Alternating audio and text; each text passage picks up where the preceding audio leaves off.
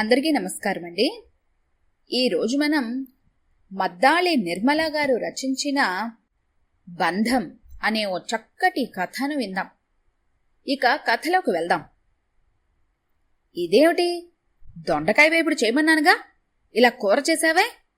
విసుగ్గా అడిగాను. అది ఈ వయసులో అంతలా వేయిస్తే ఆరోగ్యానికి అంత మంచిది కాదని సగంలోనే ఆపేసింది రాజ్యలక్ష్మి. తినేవాడిని నేను కదా, చెయ్యమన్నట్లుగా చేస్తే పోలా? నాలో నేను గొనుక్కున్నాను ఏమీ అనలేక. సరే, ఆ పులుసు తిందామని కలుపుకుంటే దాంట్లో బెల్లం, ఆ తీపి పులుసు నేను తినలేనని తెలుసు. అయినా అలానే చేస్తుంది. కర్మ, ఏం చేస్తాం? కోరి చేసుకున్న పాపం. అసలు నిజంగానే తప్పు చేశానా? నా అంతర్మథనం. కాని అదేమిటో విచిత్రంగా అలా అయిపోయింది. అయినా తనకి కొత్త కదా, కొంచెం నిదానించి చూడాలి. తెల్లారింది. వేడి కాఫీ తాగుతూ పేపర్ చూడటం నాకు చాలా ఇష్టం. అందులోనూ వరండాలో చెట్లగాలి తగులుతుంటే పొద్దున్నే పక్షుల కిలకిలా రావాలు ఆస్వాదిస్తూ పేపర్ చదువుతూ కాఫీ తాగుతుంటే ఆ ఆనందమే వేరు. ఈ విషయంలో పాపం రాజ్యలక్ష్మి వలన ఏ ఇబ్బంది లేదు. చక్కగా తెల్లారి 6 గంటలకి పాలు రావటం ఆలస్యం చిక్కటి వేడివేడి ఫిల్టర్ కాఫీ తెచ్చిస్తుంది. తను కూడా ఒక కప్పు తెచ్చుకొని ఆ చెట్ల మధ్య కుర్చీ వేసుకుని ఆనందిస్తుంది. ఆ విషయంలో మాత్రం ఇద్దరిది ఒకే అభిప్రాయం. మరి నేను బయటికెళ్ళొస్తాను. పక్కింటి వనజ కూరలకు వెళుతోందట. తనతో పాటు వెళ్లి కూరలు తెస్తాను. సరే వెళ్ళు. గేటు దగ్గరికి వేసి తను వెళ్ళిపోయింది. ఏమిటో జీవితం ఇంత నిస్సారంగా ఉంది. ఇంట్లో 2 మనుషులున్నా ఎవరూ లేనట్లే ఉంటుంది. ఏదో యంత్రాల్లా బతుకుతున్నట్లుగా ఉంటుంది. పద్మావతి ఉండగా ఎలా ఉండేది? ఎప్పుడైనా నన్నిలా ఒంటరిగా వదిలిందా? నిజమే, ఈ పెళ్లి చేసుకుని పెద్ద తప్పు చేశాను. అసలు ఈవిడ చాలా విచిత్రపు మనిషి. మనిషి అంటే లక్ష్యం లేదు. నేనేం చెప్తే దానికి పూర్తి వ్యతిరేకంగా చేసే మనిషితో ఎన్నాళ్ళు వేగటం? అసలు ఇదంతా చేసింది ఆ పిల్లలే కదా. వాళ్లే పూనుకోకపోతే ఈ పెళ్లి జరిగేదా? అయినా వాళ్ళేదో అన్నారే అనుకో, తన బుద్ధేమైంది? పద్మావతితో జీవితం ఎలా ఉండేది? పిల్లలిద్దరూ పెద్దవాళ్లై వెళ్లిపోయాక తామిద్దరే అయినా ఎంత నిండుగా ఉండేది? దిక్కుమాలని క్యాన్సర్ వచ్చి పద్మని నాకు దూరంగా తీసుకెళ్లిపోయింది. తెలుసుకునే లోపలే జబ్బు బాగా ముదిరిపోయింది. తెలిసాక 6 నెలలు మాత్రమే ఉంది తను. అప్పుడే సంవత్సరం దాటిపోయింది పద్మ నన్ను విడిచి వెళ్ళి. ఇదిగో ఈవిడ నా జీవితంలోకొచ్చి దాదాపు 2 నెలలవుతోంది. మనిషి ఇంట్లో ఉన్నా లేనట్లే ఉంటుంది. ముడుచుకొని అవతల గదిలో మసులుతూ ఉంటుంది. ఉంటే వంటింట్లో, లేకపోతే అవతల గది. ఎప్పుడైనా భార్యలాగా ప్రవర్తించిందా? భార్య ఏమిటి నా ముఖం? ఒక పని సరిగా చేస్తుందా? ఆ వంట మాత్రం సరిగా చేస్తుందా అని. ఆవిడకి తోచింది చేస్తుంది. చచ్చినట్లుగా తిని ఉండాల్సిందే. పోనీ బయటికెళ్ళి కూరలు తెస్తుందా? అవి సరిగా తేవటం రాదు. మొన్నటికి మొన్న తెచ్చింది బెండకాయలన్నీ ముదుర్లు, వంకాయలో సగానికి సగం పుచ్చులే. కాస్త 4 పక్కల తిరిగి 4 రకాలు తేవచ్చు కదా. బహుశా ఏరటానికి బద్దకించి మార్కెట్లో ఓ కొట్టువాడి దగ్గర వాడిచ్చినవే పట్టుకొచ్చేస్తుందేమో. ఇప్పటికే ఎక్కువ భాగం ఆవిడికి అవకాశం ఇవ్వకుండా నేనే తెస్తాను. ఎప్పుడైనా వెళతానంటే ఊరుకుంటే ఇదే పద్ధతి. అసలు ఇన్నేళ్ళొచ్చాయి కానీ ఆ మనిషికి బాధ్యతే లేదు. ఇదంతా నేను చేసుకున్న అదృష్టం. పిల్లలు ఉద్యోగరీత్యా వేరువేరు ఊళ్లలో ఉన్నారు. వాళ్ళిక్కడికి రాలేరు. తను అక్కడికి పోలేడు. అయినా పద్మావతి పోయాక ఒంటరిగా ఉండలేక వాళ్ల దగ్గర ఉండాలని ప్రయత్నం కూడా చేశాను. కాని వాళ్లు పొద్దున్న పోతే సాయంత్రం వస్తారు. పగలంతా ఒక్కడ్నే ఉండాలి. కనీసం ఉన్న ఊళ్ళో సొంత ఇంట్లో అయితే స్వేచ్ఛ ఉంటుంది. పరిచయస్తులుంటారు. నా కాలక్షేపం నాకుంటుందని అక్కడ్నుంచి తిరిగొచ్చేశాను. నెమ్మదిగా పని మనిషిని కూరలు తరిగిమ్మని వంట చేసుకోవటం మొదలుపెట్టాను. కొత్తలో ఆర్భాటంగా అదో కొత్త విద్యలాగా ఆసక్తిగా ఉన్నా రాన్రాను అంత పని చేసుకోవాలంటే ఓపిక ఓర్పు లేకపోవటంతో అలవాటు లేక చేతులు కాల్చుకోవటం వగైరా బాధలన్నీ పడటం అయిపోయింది. ఇట్లా కాదని కొన్నాళ్ళు వంట మనిషిని కూడా పెట్టుకున్నాను. ఆవిడ కొన్నాళ్ళొస్తే కొన్నాళ్ళు రాకపోవటం, వచ్చినప్పుడు కాస్తో కూస్తో సరుకులు మూటకట్టుకుపోవడం, ఇదంతా జరిగాక అది లాభం లేదని తేలిపోయింది. దాంతో ఆవిడ్ని మాన్పించటం జరిగిపోయింది. నా అవస్థలు చూడలేక పిల్లలు తమ దగ్గరికొచ్చేమని ఒకటే గోల. కాని ఆ పని ఇంతకు ముందే చేసి ఓడిపోయాను. అక్కడికెళితే ఎవరి గోల వాళ్ళది. ఏ ఆదివారాలో అంతా ఇంట్లో ఉన్నా వాళ్ళ పనులు వాళ్లకుంటాయి. మొత్తం మీద ఆ రోజైనా ఓ గంట కలుస్తారేమో. వారం మొత్తం ఎలాగూ ఒక్కడే ఉండాలింట్లో. అందుకే నా వల్ల కాదని తేల్చేసి తిరిగొచ్చేశాను. అప్పుడే ఆ స్వచ్ఛంద సంస్థ గురించి తెలిసింది. పిల్లలకి, ప్రత్యేకించి మలివయసులో జంటను కోల్పోయిన ఒంటరైన వారికి వివాహ సంబంధాలు కుదిర్చే సంస్థ అది. వితంతువులకి, భార్య విహీనులకి, వయసు మళ్లిన బ్రహ్మచారులకి, ముదిమి వయసులోని కన్యలకి వివాహాలు చేయిస్తూ ఉంటుంది ఆ సంస్థ. వాళ్ల దగ్గర పేరు నమోదు చేసుకుంటే నెలనెలా సభ్యుల సమావేశాలు ఏర్పాటు చేసి ఇష్టమైన వారి వివాహాలు అతి తక్కువ ఖర్చుతో జరిపిస్తూ ఉంటారు సంస్థ నిర్వాహకులు. ఇక్కడే నేను ఒంటరిగా ఉండటం ఇష్టం లేక కొంత నా పూర్తి బాధ్యత తీసుకునేందుకు ప్రత్యేకించి ఓ వ్యక్తి వస్తే తమకు నిశ్చింతాన్ని భావించి ఆ సంస్థలో నాకు తెలియకుండానే వాళ్లే నమోదు చేశారు. వద్దు వద్దంటున్నా బలవంతంగా తనని ఒప్పించారు. వాళ్లందరి ప్రోత్సాహంతో 2 నెలల క్రిందట రాజ్యలక్ష్మిని పెళ్లి చేసుకోవాల్సి వచ్చింది.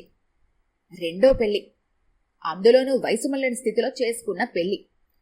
అయినా ఆవిడికి తనేం తక్కువ చేయలేదే. బాగానే ముట్ట చెప్పాడు.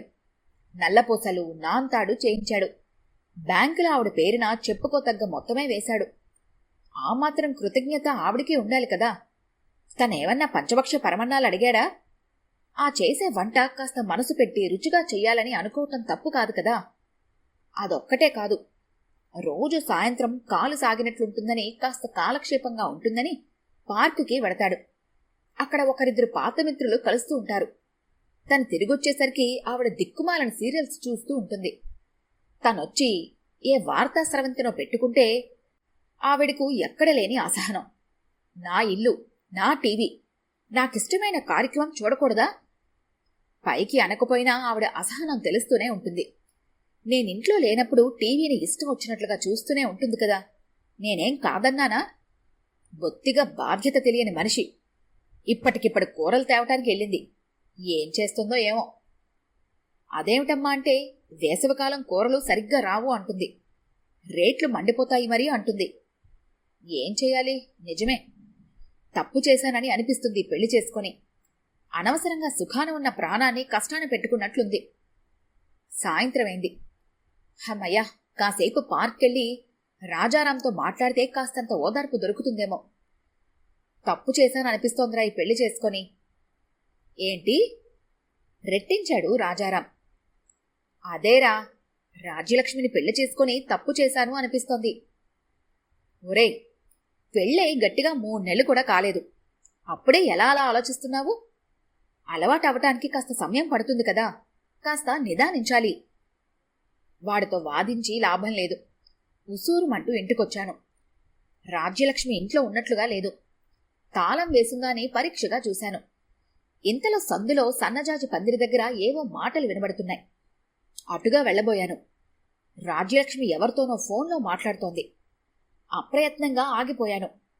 వినటం సభ్యత కాదని తెలిసినా కుతూహలం ఆపుకోలేక అక్కడే నిలబడి వింటున్నాను. ఎలా ఉన్నానని అడుగుతున్నావా? ఏం చెప్పమంటావు? నేనేమిటో నాకే అర్థం కాని పరిస్థితి. నాకేదో ఇంత తోడు నీడ దొరుకుతుందని నువ్వు తెగ నూరిపోస్తే ఆలోచించకుండా ఈ పెళ్లికి ఒప్పుకొని తప్పు చేశాను అనిపిస్తోంది. ఈ ఇంట్లో నా స్థానమేమిటో అర్థం కావటం లేదు. అసలు ఈ వయసులో ఈ బంధం అర్థం లేనిదిగా కనిపిస్తోంది. ఒకరికొకరు తోడుగా ఉండాలనేగా ఈ బంధం ఏర్పరచుకున్నది. ఆ తోడు, నమ్మకము నాకేమీ కనిపించటం లేదు. ఏదో కూతురి దగ్గర కష్టపడిపోతున్నానని, ఈ అండతో కాస్తంత సుఖపడతానని నన్ను నమ్మించావు. ఇంత అనుభవం ఉన్న నేను కూడా నీ మాటలకి పడిపోయాను. నిజమే, ఇది కేవలం నీ తప్పే కాదు. పూర్తిగా ఆలోచించలేని నాది తప్పే. ఏదో మనస్విప్పి మాట్లాడేందుకు దొరికావు కాబట్టి నా బాధ చెప్పుకుంటున్నాను. నీకు కాక ఎవరికి చెప్తాను చెప్పు? ఈ ఇంటికి పని మనిషినో, వంట మనిషినో, ఇంటి మనిషినో అర్థం కావటం లేదు. నేనేం చేసినా ఆయనకి నచ్చదు. ఆరోగ్యాన్ని, వయసుని దృష్టిలో పెట్టుకుని వంట చేస్తే అది పనికిరాదు. ప్రతి చర్యని అనుమానంతోనే చూస్తారు. బహుశా వాళ్ళ ఆవిడతో పోల్చుకుంటారేమో అని నా అనుమానం. మరి నేను అలా చేస్తే నాకెంత అసంతృప్తి చెప్పు? మగవాడెప్పుడు తన వైపు నుండి ఆలోచిస్తాడన్న ప్రాథమిక విషయం మర్చిపోయాం మనం. ఎంతసేపు ఆయన నాకు చేసిన దానికి ప్రతిఫలం సరిగా ఉందా లేదని అంచనా వేస్తున్నట్లుగా ఉంటుంది. ఆ చూపులు చూస్తుంటే అన్నింటికంటే ముఖ్యమైన విషయం. ఓ రకంగా నిర్మోహమాటంగా చెప్తున్నాను. దీనికంత సిగ్గులేదేమిటా అనుకోకు. నిజమే, ఈ వయసులో ఇంకా సిగ్గుపడి చచ్చేదేమిటి? మగవాడు తనకి అన్ని విధాల తృప్తినిచ్చే తోడు కోరుకుంటాడు. ఏ ఆకలి తీరకపోయినా తన అసంతృప్తిని ఎన్ని రకాలుగా వెళ్ళగక్కాలో అన్ని రకాలుగా వెళ్ళగక్కుతాడు. భోజనమంటావా? సరే, ఆరోగ్యాన్ని పక్కన పెట్టి వంట చేస్తాను. మరి శరీరానికొచ్చే ఆకలి తీరాలంటే అది అంత సులభమా చెప్పు? వయసు శరీరానికి గాని మనసుకు కాదు అంటారు. అసలు మనసులో ఉండే భావమేమిటి? ప్రేమ? ఎక్కడా? నమ్మకమా? అదేమిటి? అదేమన్నా కరెంటా? స్విచ్ వేస్తే వెలగటానికి? కాదే, అది మనసు. ఇక్కడ కూడా వాళ్ళ ఆవిడ పద్మావతితో పోలుస్తున్నాడేమో బహుశా. ఆ బంధం చక్కటి యుక్త వయసులో ఏర్పడింది. ఒకరి మీద ఒకరు వివాహ బంధం ఏర్పరిచిన నమ్మకంతో ప్రేమతో మొదలైన ప్రయాణం అది. కాని ఈ బంధం అలాంటిది కాదే. ఒక అవసరం కోసం, అది అతనికి వేరే ఒక దారి లేని పరిస్థితిలో ఏర్పడింది. మేమేమన్నా ఇష్టపడి కలిసి బతకాలని నిర్ణయించుకున్నాక చేసుకోలేదు కదా. ఇష్టం ఏర్పడాలంటే ఆ మనిషి కావాలని అనిపించాలి. నమ్మకం లేని చోట ప్రేమ, అభిమానం ఎక్కడి నుండొస్తాయి? ప్రతి క్షణం, ప్రతి చర్య అనుమానంతో సాగే జీవితంలో నమ్మకానికి ప్రాతిపదిక ఏది? అంతదాకా ఎందుకు? నేనీ సౌకర్యాలన్నీ అప్పనంగా అనుభవించేస్తున్నానని అతని భావన. నేను ఈ ఇంటి మనిషిని కానా? నాకు కొన్ని హక్కులుంటాయని ఎందుకు అనుకోడు? సాయంత్రం కాగానే పార్కులో ఎక్కడికో బయటికెళ్తాడు. ఏ, నన్ను కూడా రమ్మని పిలవచ్చుగా? అంటే భార్యగా అంగీకరించటానికి, ప్రపంచానికి పరిచయం చేయటానికి ఇంకా ధైర్యం చాలని మనిషి నాకు జీవితాంతం తోడుంటాడనే నమ్మకం ఏమిటి? ఎప్పుడైనా తన ఉద్దేశం ఏమిటో చెప్పాడా? నా మనసులో ఏముందో తెలుసుకోవటానికి గాని ప్రయత్నం చేశాడా? ఆదర్శమంటూ తీసే సినిమాల్లోనూ కథల్లోనూ పెళ్లితో శుభమని చూపిస్తారు. మా నాన్నకి పెళ్లి, స్వాతి అంటూ సినిమాలు తీసి పెళ్లితో ముగిస్తారు. ఆ తర్వాత మొదలయ్యే అసలు సమస్యలు ఎవరూ చెప్పరు, చూపించరు. ఏదైనా ప్రతి దశలోనూ మగవాడి స్వార్థం బయటపడుతూనే ఉంటుంది. అర్థం చేసుకోలేని ఆడవాళ్లు ఎప్పుడూ ఉంటూనే ఉంటారు. ఆవిడ మాటలు వింటున్న నాకు చెప్పుతో కొట్టినట్లుగా అయింది. నిజమే, ఇవన్నీ నేనెప్పుడు ఆలోచించలేదే.